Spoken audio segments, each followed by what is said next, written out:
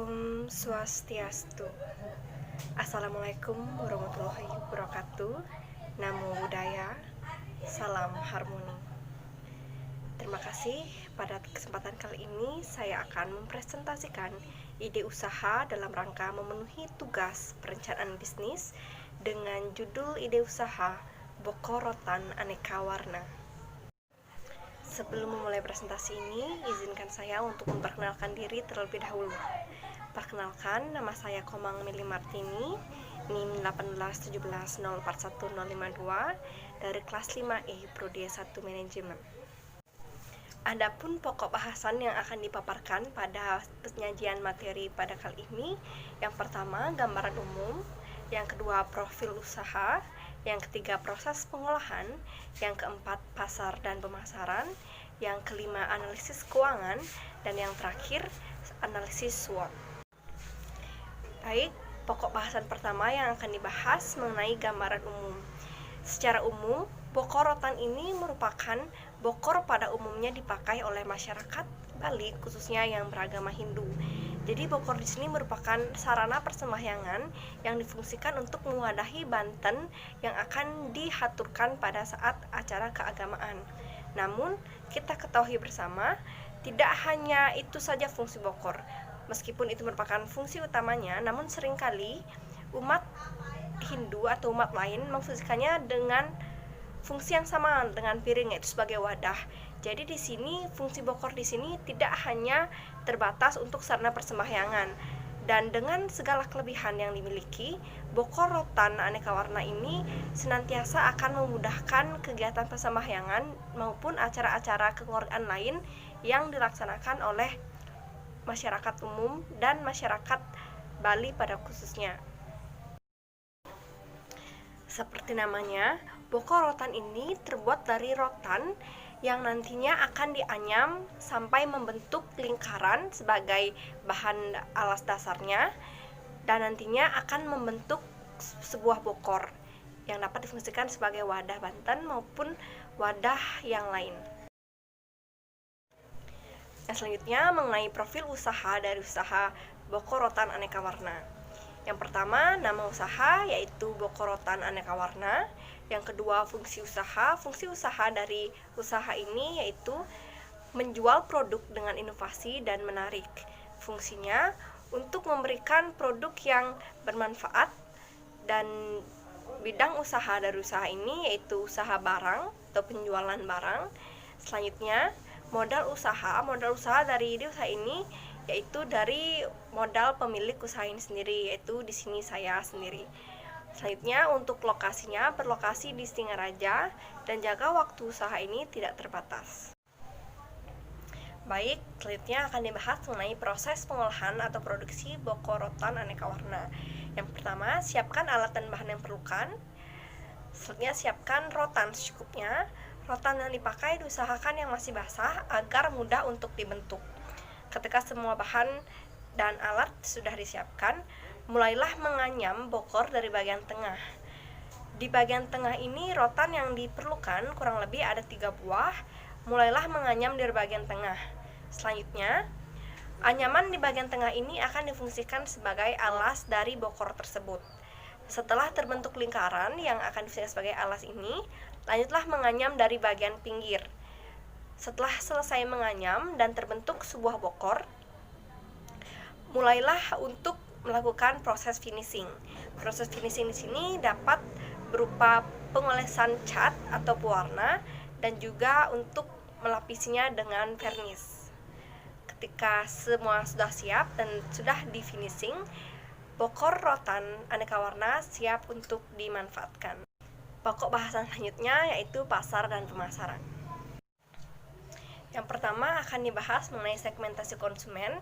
Jadi pada usaha ini, target pasar utama adalah masyarakat yang telah berumah tangga, karena pada umumnya masyarakat Bali akan memerlukan buah bokor ini sebagai sarana persembahyangan.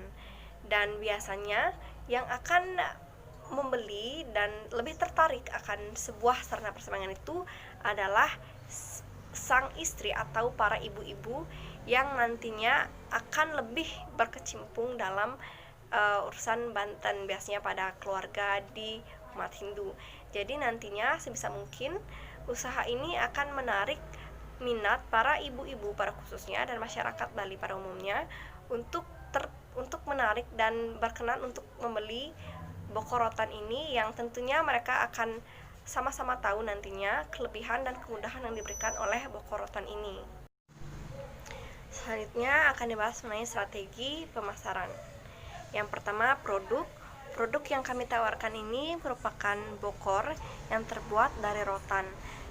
Kita ketahui bersama, untuk memasarkan suatu produk tidak hanya cukup dengan nama produk yang unik, namun tentu akan lebih baik jika didukung dengan penampilannya yang juga menarik dan memberikan banyak manfaat bagi yang punya atau bagi pemiliknya.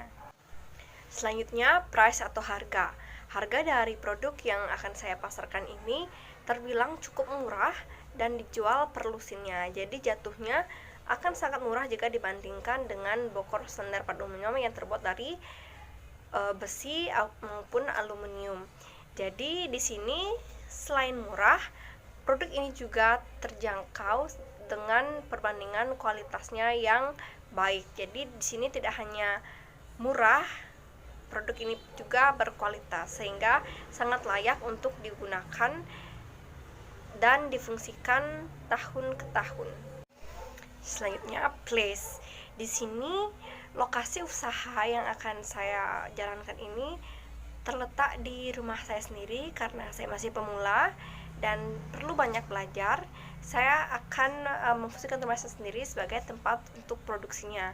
Nantinya jika usaha saya sudah berkembang dan memerlukan tempat yang lebih luas lagi, saya akan menyewa tempat untuk lokasi usaha saya nantinya agar lebih menunjang dan mendukung usaha ini. Dalam suatu usaha tidaklah mudah dan cepat untuk memperkenalkan usaha kita kepada masyarakat luar. Jadi pada usaha ini setelah memperkenalkannya, saya akan terlebih dahulu menggunakan metode pemesanan terlebih dahulu sebelum nantinya akan diberikan kepada konsumen. Jadi untuk konsumen yang ingin membeli produk ini terlebih dahulu diminta untuk memesan, dan hal ini juga dikarenakan agar dari pembeli sendiri bisa memberikan requestan atau keinginan mereka sendiri mengenai bentuk maupun warna dari bokor ini. Selanjutnya, promotion atau promosi. Jadi pada usaha ini akan digunakan dua metode promosi. Yang pertama, online, di mana produk kami ini akan dipasarkan atau diperkenalkan melalui media sosial, baik itu Instagram, Facebook, WhatsApp maupun yang lainnya. Karena kita ketahui media sosial berperan besar dalam memperkenalkan suatu produk. Jadi di sini saya akan memanfaatkan media sosial dengan sebaik-baiknya. Yang kedua, mulut ke mulut.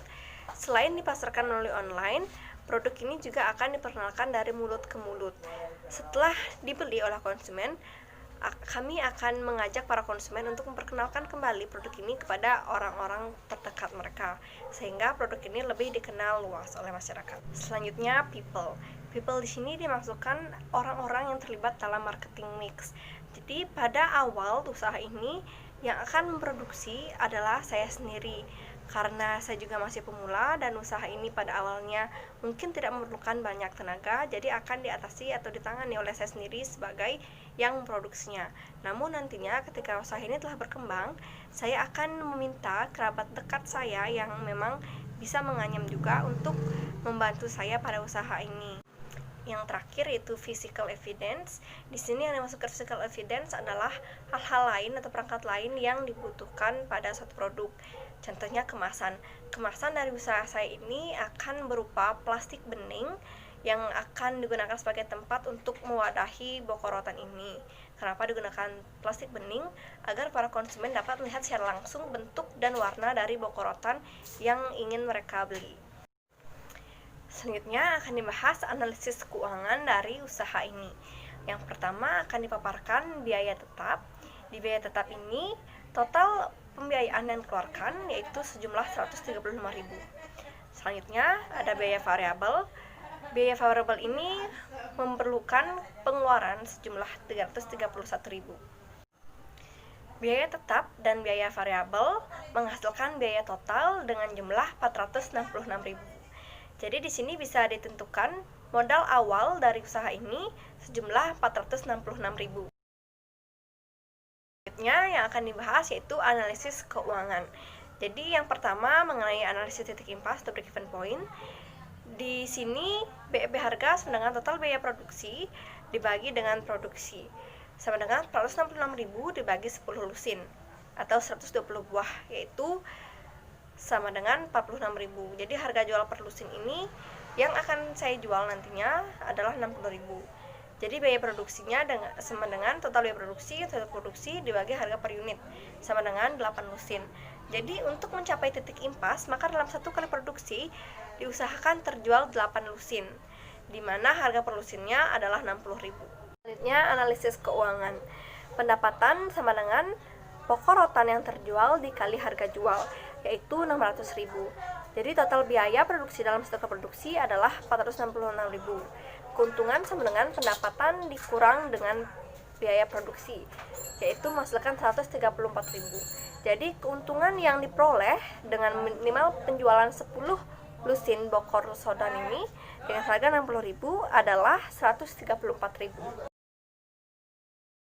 Selanjutnya akan dibahas mengenai analisis SWOT dari ide usaha ini. Yang pertama, strength atau kekuatan. Jadi ide usaha ini memiliki beberapa keunggulan. Yang pertama, harganya yang sangat ekonomis, yaitu per lusinnya hanya 60.000. Jika dibandingkan dengan harga bokor standar yang terbuat dari besi atau aluminium, harga ini terjangkau dan sangat berkualitas sehingga tidak akan mengurangi fungsinya. Dan bahan baku yang digunakan pada usaha ini juga mudah ditemukan, jadi tidak akan terkendala dalam proses produksinya. Selanjutnya, weakness atau kelemahan. Jadi pada usaha ini saya mengalami dua kendala atau kelemahan pada produksi ini. Yang pertama yaitu pengalaman saya sendiri yang masih pemula dan belum cukup pengalaman. Jadi di sini cara mengatasinya dengan melakukan latihan secara terus-menerus sehingga nantinya akan lebih mampu untuk mengerjakan usaha ini. Yang kedua, sumber daya manusianya yang cukup minim.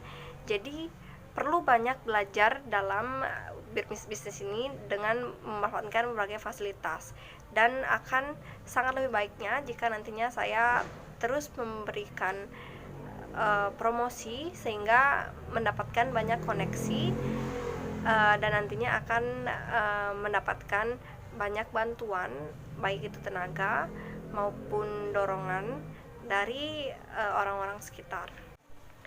Selanjutnya yaitu opportunities atau kesempatan. Jadi hal yang mendorong usaha ini berjalan lancar yaitu banyaknya konsumen.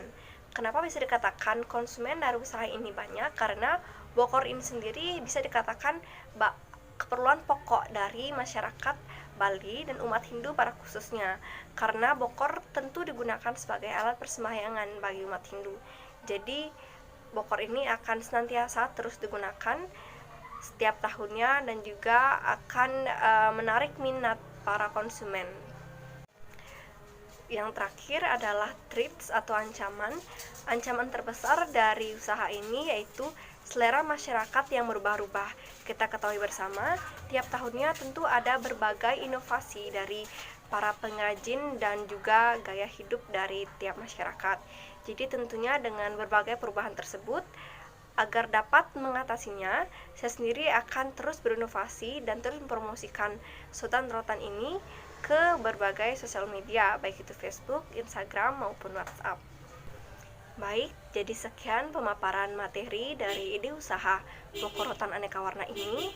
Saya pribadi sebagai pemilik ide ini merasa bokor rotan aneka warna ini sangat memiliki peluang yang besar di masyarakat, dan nantinya diharapkan bokor rotan ini dapat memudahkan segala acara keagamaan maupun kekeluargaan dari para konsumen dan memberikan nilai lebih dan juga dapat diterima di masyarakat luas.